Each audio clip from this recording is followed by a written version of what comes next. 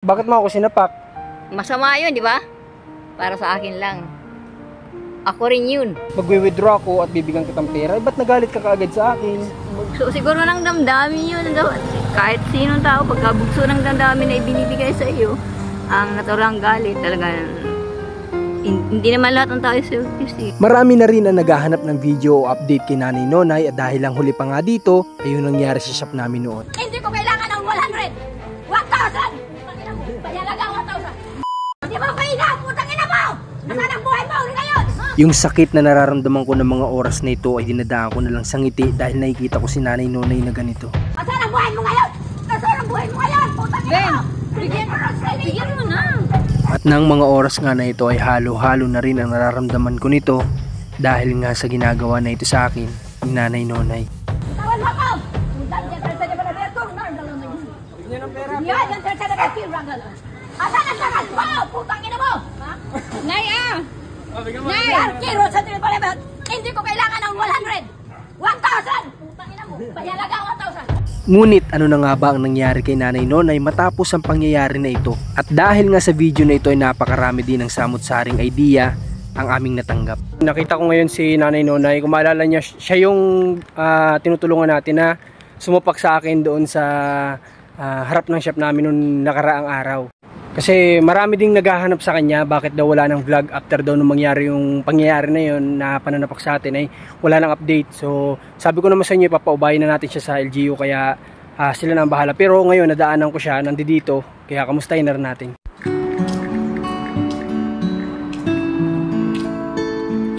Nay, saan ka punta? Ha? Mamasyal? Parang nakapustura ka ngayon. Siyempre. Kasi binigyan ako ng kailangan din isuot. Binigyan ka ng trabaho? Ng damit lang. Ah, ng damit. Naalala mo pa ba ako nung isang araw? Sorry. Bakit ka nagsasorry? Oo. Bakit? Alam mo yung nangyari? Siyempre. Ano yun nangyari? Siguro mga disinfect sa buhay ko. Sige nga Nay, sabihin mo nga sa akin ano yung nangyari na pagkakatanda mo. Kung natatanda mo, ano yung ginawa mo sa akin? I need to... O bakit mo ako sinapak? Masama yun, di ba? Para sa akin lang. Ako rin yun. Ibig sabihin, tanda mo yung nangyari? Kasi nakita kita, bakit ang iyong kulay ng mukha ay parang nandun sa... ayoko, wag mo kang kakain ng mga chichirya, magkakaroon ka ng hepatitis. Bakit anong nakita mo sa akin nung araw na yun? Bakit mo ako sinapak, Nay? Kasi, nagalit ako noon, yan sa may David. Oo, bakit?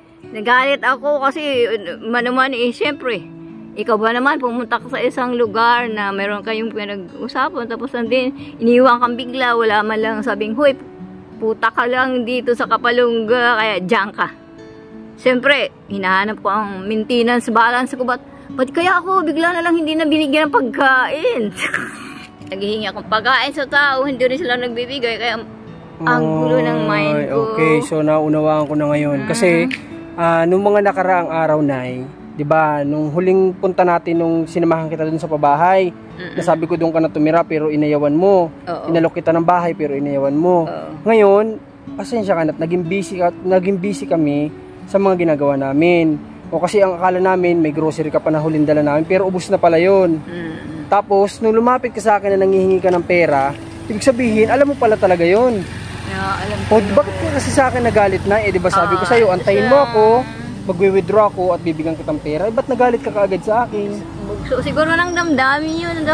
Kahit sinong tao, pagka bugso ng damdamin na ibinibigay sa iyo, ang naturang galit talaga. Hindi naman lahat ng tao selfish eh. Di ba? So ayun, naisip ko na kasi yun. Nasabi ko baka nangihingi si Nanay kasi baka ubos na yung dala namin sa kanya ng mga pagkain. So tama nga yung nasa isip ko. Kaso nga lang nagalit sa ating kaagad si Nanay noon na hindi ko alam. Sinampal mo agad ako. Nasabi ko na sa'yo, antayin mo ako, kukuha akong pera. Bigla mo naman ako sinampal. I'm so sorry. Okay lang yan Nay, okay lang. Papasensya ka na din kung naging abala kami. Marami din kasi kami tinutulungan. Ano? Mas mabuti nga. Marami kami tinutulungan. Proud ako to be. Salamat po na. Pasensya ka na ha. be preferred. Kaya ito yung sinasabi ko sa mga manonood natin, na sinasabi nilang hindi daw makakatulong kay nanay yung pagkain. Sobrang nakakatulong po sa kanya yun, yung hindi siya nagugutuman, hindi siya nalilipasan ng pagkain. Nasabi niya, hindi, ng daming mga negative comments, hindi daw makakatulong yung pabigay-bigay natin, pagsuporta sa kanya ng pagkain sa araw-araw. Malaking tulong po yun, sa totoo lang. Kaya nga po, yung naisipan namin para hindi si nanay malipasan ng gutom. Kaso nga lang, nitong mga nakaraan, yung inalok ko nga siya ng bahay at iniwan naman ni nanay, ay naging abala rin kami sa iba. So, dadalawa lang kami kumikilos, nahirapan din naman kami. Kasi yung mga tinutulungan ni Mrs., kami rin dalawa ang pumupunta. So, napakarami talaga. Pasensya ka nanay, ha? Okay, sa ngayon, saan ka pupunta? Back na lang. Ha? Babalik na lang. Babalik ka na lang. May pera ka dyan? Yun nga. Bigyan kita. O kasi si nanay ay hindi siya pwedeng hindi siya pwedeng humawak ng malaking pera kasi sa mga nakasubaybay sa kanya, nakikita niyo yung bahay niya, kung anong tsura ng bahay niya, naka-open lang. O may mga makapanood sa kanya baka kung ano pang gawin sa kanya doon. Kasi ninanakawan nga siya ng mga gamit, pagkain, ninanakawan si nanay doon kapag dinadala natin. Isang araw lang wala na kasi ninanakawan pala siya, sinabi niya sa atin. Pagbabalik daw niya, wala na yung pagkain. So hindi din siya pwedeng bigyan ng malaking pera kasi baka mag-imit siya pa ng buhay na nanay yun. O, magpunta ka doon. May ito 500, bumili ka muna ng pagkain mo, ha? Huwag kang magpagutom, pupuntahan ka ulit namin. Sa totoo lang, ipapaubayan na sana kita sa LGU, sila nang bahala sa'yo. LGU? Ano bang gusto mo? Kami pa rin ba ang pupunta sa iyo? Land Government Office? Oo, ano bang gusto mo? Diyan pa rin sa inyo. Okay. Sige, pupuntahan ka namin, ha? Pero ang hindi alam ni Nanay Nonay na mga oras na ito ay makikipag-ugnayan na kami sa LGU dahil nga yan din ang sinasabi ng karamihan. Ngayon ay may mga kailangan na kami asusin pero bumili ka ng pagkain mo, ha? Alam ko naman nauunawaan mo kung bakit hindi ka namin pwedeng bigyan ng na pera, ano? Kasi delikado para sa iyo. Ha? Okay, sige. Sige na, balik ka na po. O baka may pupuntahan ka sa bayan. Sige na, magpunta ka. Kung naiinip ka dyan, pwede ka naman maggala-gala ka muna. Ha? Pagbili ka ng pagkain mo, ha? Kain ka sa kainan dyan kung saan pwede. O, sige na po, Nay. Ingat ka, Nay.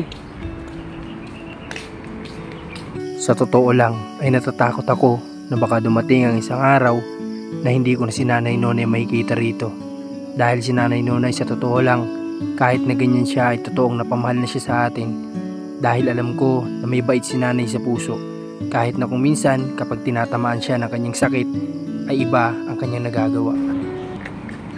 So ito nga yung sinasabi ko mga kabayan na kailangan natin si nanay talaga suportahan din sa pagkain. Alam kong alam naman ng lahat na sinubukan natin siyang ipagamot 2 beses sa psychiatrist pero tinanggihan niya tayo, tinaguan niya tayo. Sinubukan ko na siyang alokin ng bahay, inayawan niya rin. At sinubukan natin siyang ihatid sa Rizal. Tama ba ako, Rans? Saan nga? Taytay Rizal. Sinubukan natin siyang ihatid sa mga pamilya niya pero tinanggihan niya rin. So ginagawa natin yung best natin para sa kanya pero yun nga lang may mga pangyayari din talaga na hindi natin ina-expect. So yun lang. Masaya ako na nakausap natin si nanay ulit ngayon ng maayos. God bless po sa lahat. Mag-ingat kayo palagi. Safe, drive safe palagi. God bless po.